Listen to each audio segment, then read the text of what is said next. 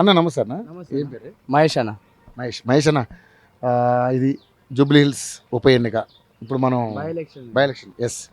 మరి ఏంటన్న ఇప్పుడు సిచ్యువేషన్ ఏంటంటే అంత స్లమ్ ఉంది ఇక్కడ, ఇదంతా కూడా షేక్పేట కింద వస్తుందా?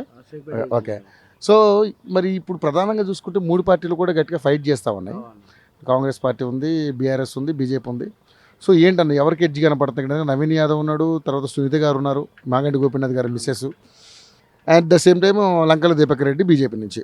మరి ముగ్గురులో ఎవరు గెలిచే అవకాశం? కాంగ్రెస్ అయితే గెలుస్తుంది అన్న. ఎందుకు కారణం?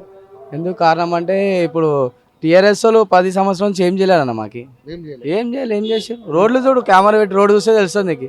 ఇక్కడ కానీ అక్కడ కానీ మురికి నాళాలు కానీ చూసి తెలుస్తుంది.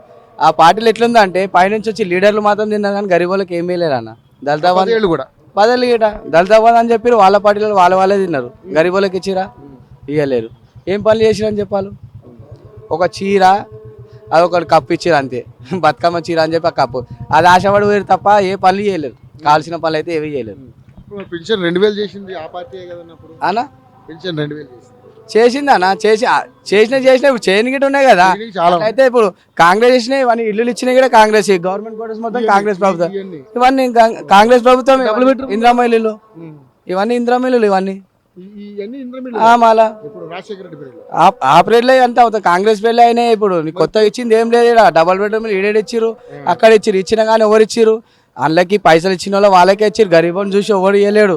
దానిలో కూడా పైసలు తీసుకున్నారు కదా. తీసుకోకుండా మళ్ళా 2 లక్షలు తీసుకున్నారు. తీసుకోలేరా? గరీబోన్ గోవన్కి రాలేదు. పైసలు ఇచ్చిరు. అవి గిట్ట తాళాలు ఇచ్చిరు. ఇప్పుడు కొందరికి ఇవ్వలేని గిట్ట ఇవ్వలేరు. వాళ్ళకి లిస్టులు వచ్చినా కానీ వాళ్ళ పేర్లు కట్ చేసి వేరే వాళ్ళ పేర్లు ఎక్కించారు. మళ్ళా నీతి ఏడు ఉంది ఆడ. ఇప్పుడు మరి ముగ్గురు ఫైట్ చేస్తా ఉన్నారు. ఒకవైపు సెంటిమెంట్, ఎందుకంటే గోపీనాథ్ గారు చనిపోయారు, వాళ్ళ మిసెస్ కి ఇచ్చారు టికెట్. ఒకవైపు నవీన్ అన్న ఎప్పటి నుంచో ఫైట్ చేస్తా ఉన్నాడు. సానుభూతి చూసి ఓట్లు వేసేది ఉంటే మంచి పనులు చేస్తారన్న ఓట్లు. ఆ చీరల కప్పుల కాండగా ఎవరన్నా ఓట్లు వేస్తారా? రోడ్లు, మురికినాల, మన పరిస్థితి ఏం పద్ధతి ఎట్లున్నది అది చూసి చేస్తే వస్తుంది. రేషన్ కార్డులు ఇచ్చారు, అంతకుముందు రేషన్ కార్డులు కూడా వేయాలి ప్రభుత్వంలో. ఇప్పుడు కాంగ్రెస్ వచ్చిన తర్వాత రేషన్ కార్డులు అయినాయి, ఫ్రీ బస్ అయింది. 6 గ్యారెంటీలలో చాలా అవ్వలేదని అంటున్నారు కదా అన్న. 6 గ్యారెంటీలలో అయితే అన్న ఇప్పుడు అప్పు చేసి పెట్టినా అప్పు గిట్ట తీరాలి కదా. గవర్నమెంట్ చాలా అప్పు చేసినది. అప్పు అయితే తీసుకుంటూ వచ్చే వాళ్ళకి మరి అంతకుముందు టీఆర్ఎస్ గవర్నమెంట్ అప్పు చాలా అప్పు చేసింది. అప్పు అంటే తీసుకుంటూ రావాలంటే కష్టమే కదా, టైం పడుతుంది. ఇప్పుడు రాగానే అవుతుందా? ఇప్పుడు 2 సంవత్సరాలు అయింది అంతే. ఇంకా ఉన్నది, ఇంకా 3 సంవత్సరాలు ఉన్నది.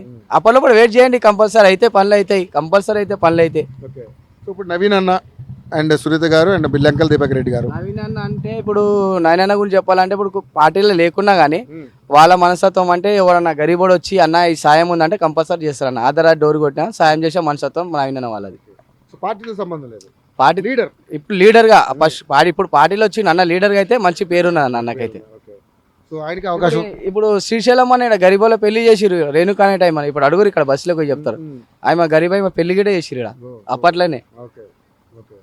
అడుగుతూ చేస్తాం మనం చెప్పుడు కాదు, నువ్వు లోపల తిరుగుతూ తెలుస్తుంది మీకు. అన్ని లోపల అన్ని చూసాము, సిచ్యువేషన్ ఎట్లున్నదో చేసాం, స్టోరీ చేసాం, మీకు మొత్తం తెలిసిపోతా అన్న, మనం చెప్పే అవసరం లేదు. కానీ ఇప్పుడు ఉన్నటువంటి సిచ్యువేషన్ లో మరి ఎంత రావచ్చు మెజార్టీ? ఎంత రావచ్చు? మెజార్టీ అంటే మెజార్టీ చెప్పలేం కాబట్టి కంపల్సరీ అయితే గెలిచే అవకాశాలు చాలా ఉన్నాయి అన్న. నవీన్ అన్నకి చాలా ఉన్నాయి అవకాశాలు గెలిచేది. బీజేపీ సెకండ్ ప్లేసా థర్డ్ ప్లేసా? బీజేపీ ఇప్పుడు చెప్పలేమన్నా. ఇప్పుడు మన దగ్గర ఏరియాలో బీజేపీ రావాలంటే చాలా కష్టం. అంతేనా? సెంట్రల్లో ఉంటుంది కానీ బీజేపీ ఇక్కడ ఉండదు అన్న. స్టేట్లో చాలా కష్టం. జనరల్ ఎలక్షన్స్ కూడా కష్టమేనా?